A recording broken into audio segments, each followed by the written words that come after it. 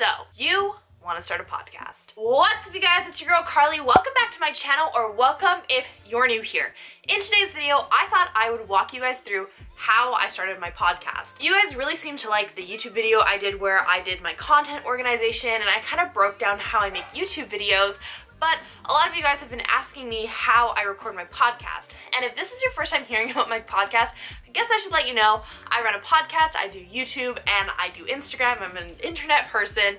And a lot of you guys have been asking me how to start your own podcast, so I thought I would show you today. I've broken this video down into 5 different moving parts, so no matter where you are in your podcast journey, you can get something out of this. We're gonna cover equipment, recording, your home base, submitting, and what to do after you're done. So let's get into it. Very similar to YouTube or Instagram or anything where you kind of are doing a digital thing, a lot of people think that you need to have all this crazy tech equipment to start a podcast.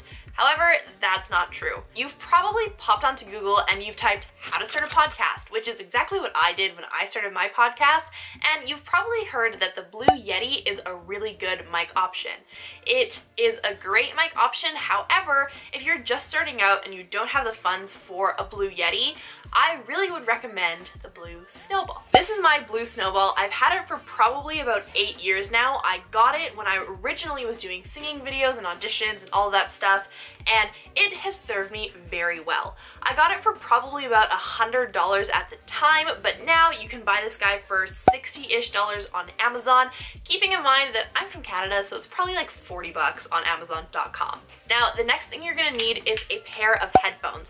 These are just my Beats Solos. They're in the rose gold color just to match my branding. You're just gonna need a pair of headphones so that when you're recording your podcast, you can hear the audio in the podcast and not off the laptop. Now, the whole reason that you need to do that is if your audio is going on your laptop that you're recording in, you'll get feedback, it'll sound bad, you'll hear all the reverb in the background, and it just like won't be good. So get yourself a pair of headphones that you can listen into during your recording. They don't have to be over the ear, they don't have to be anything special, but I do suggest that they're wired, because if you are a person that has AirPods, I tried to use my AirPods to record once, but there is a lag because it's Bluetooth, and it just kind of like throws me off. So get something that's wired. And finally, in the tech category, if you are a little bit more advanced and you know you want to do podcasting full time, I have 2 things really quick that are really cool that will help you on your podcast journey. Number 1 is this pop filter.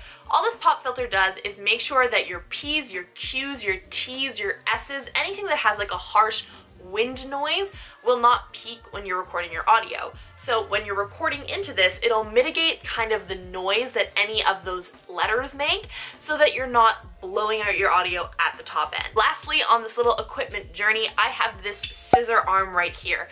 This is definitely not necessary, but it's something that has really changed my life when it comes to podcasting. All it does is clamp onto your desk with this little clamp on the bottom, and then it just screws right into your podcast mic. So this adapter is for my Blue Snowball, and it just pops right on here. Let me show you. It just will pop right on here, screw in, and I'll be good to go. I use the scissor arm for a lot of things. Podcasting is one of the biggest things, but I'll also use it when I have conference calls and stuff, just so that my mic just can sit there and I don't have to worry about it, and I don't have to worry about like knocking it over or having another thing on my desk. I can just have this off to the side. It comes out like this. I can put it away.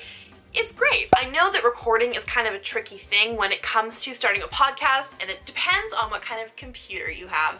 I personally have a Mac, so I record all of my stuff into GarageBand.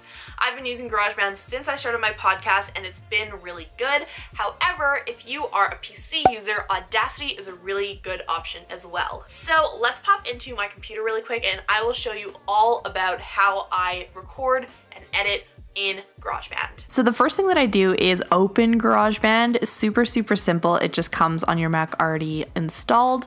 This is a clip that I already kind of was working with, but we're just going to delete it and make a brand new one. So you just click File, New, and you'll get this little pop-up screen. I always do voice instead of empty project because it just has everything already good to go. So it'll open a brand new project and it'll look something like this.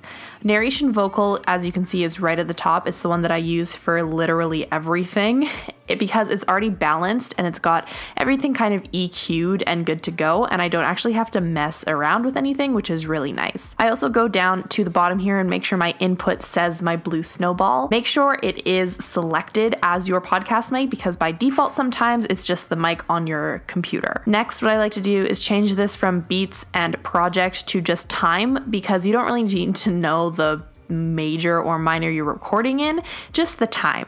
So next, I just pop on here and record. All right, so this audio is from GarageBand itself. This is the narration vocal, this is how it sounds, and this is honestly just how I record my podcast. I just keep it rolling. Sometimes I have to stop, but this is how I record the podcast. It's super, super simple, and GarageBand changes my life. Once that is finished, I'll just press the stop button. It'll stop the whole project, and we're gonna save it. So I just click File, Save it to a project folder. I have a podcast folder on my external hard drive.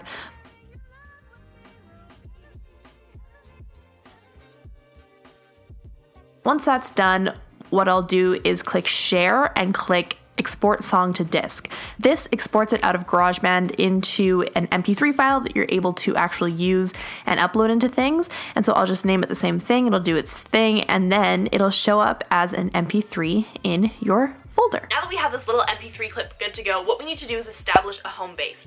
There are so many different ways that you can do this, and I'm going to share with you the #1 way that I do it, and then also a few other alternatives. The easiest way that you can do this is just make a SoundCloud account. SoundCloud is completely free, and you can upload all of your audio files on there. In SoundCloud, all you have to do is title your new podcast, put in a description, make sure everything is in there, because this is going to be really important when we submit to iTunes and Google Play and stuff.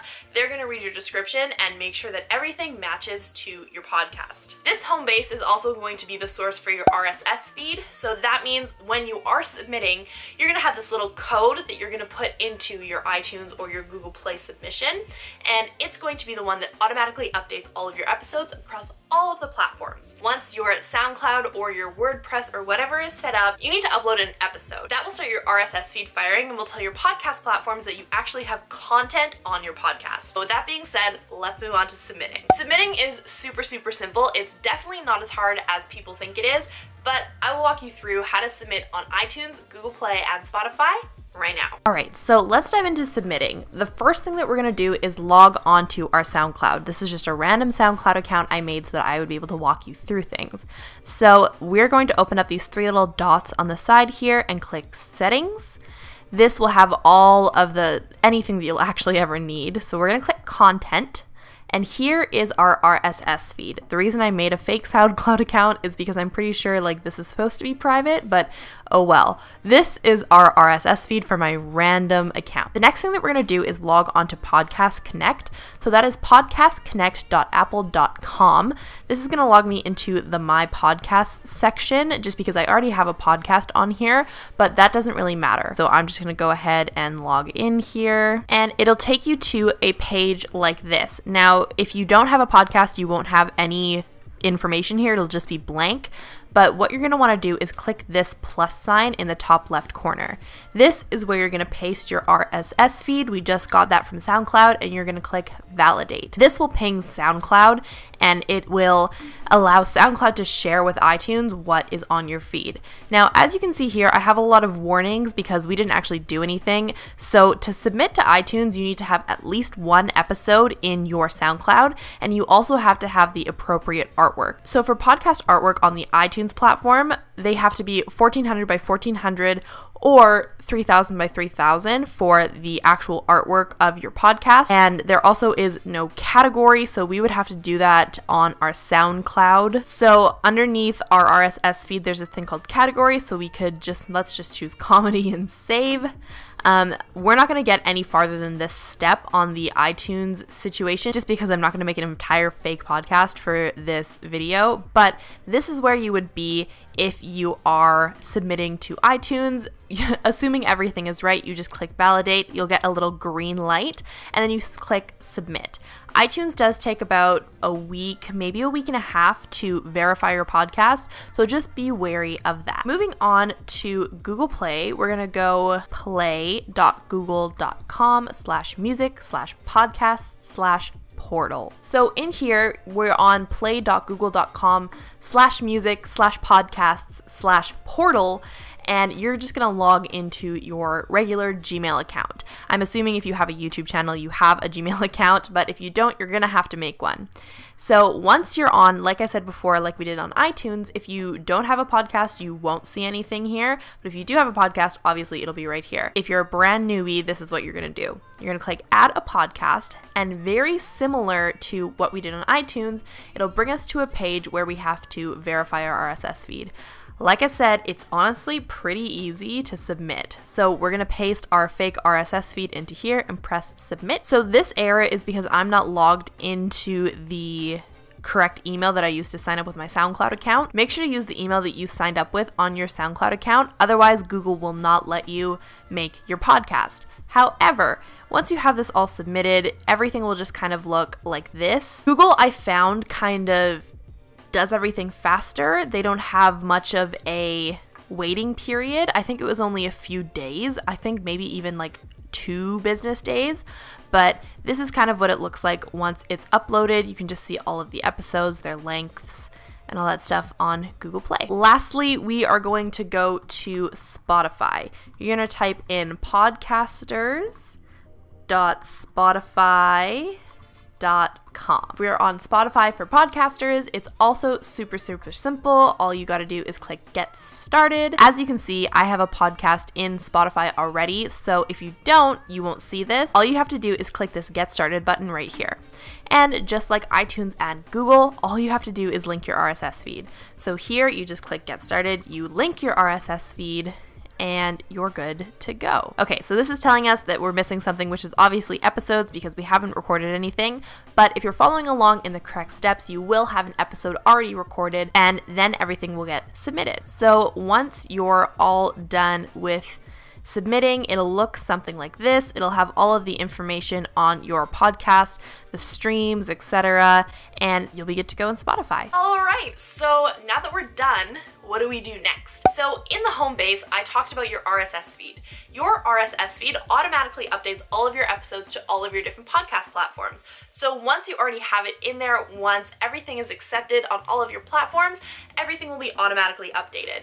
If you use SoundCloud, what I like to do is upload the episode and keep it on private, and then whatever day that my episode is going out, I'll make it public, and then in a matter of seconds, it'll just be up on all of the podcast platforms. A lot of people, I feel like, get worried about manually updating their podcast episodes, but as long as your RSS feed is the same, and as long as you're regularly uploading content, it will be refreshed automatically, so you don't even have to touch it. If you do have any other questions about podcasting that I haven't addressed in this video, make sure to leave them down below so that I can answer them for you, because I would love to help. I really hope you guys enjoyed it. If you did, make sure to give it a big thumbs up and subscribe down below. I post videos every single Monday, Wednesday, and Friday, and I'd love to have you on here. And before you go, YouTube is telling me you might like this video, so make sure you click it, you watch it, and I'll see you in the next one. Bye guys!